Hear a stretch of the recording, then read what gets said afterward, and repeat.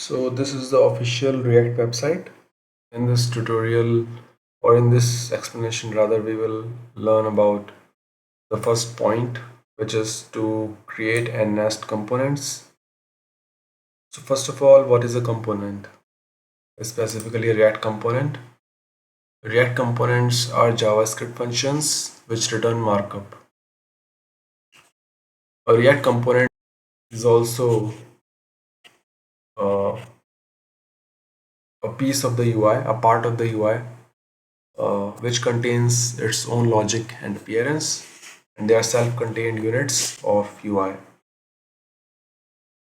Now, creating component is very easy. Here we have an example of a component, how it is created. It is just like a JavaScript function, and it returns some markup.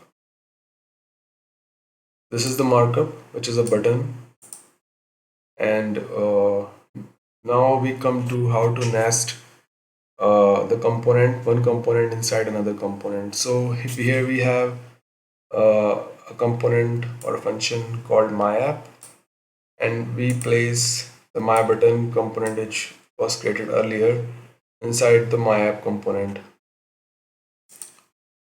So we have essentially nested my button inside myApp, and this is the beauty of components. We can create the UI by using different components, by arranging them, by nesting them like that.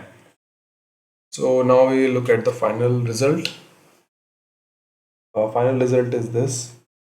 Uh, there's a button, and this button is being created by this component, and this heading is created by this text.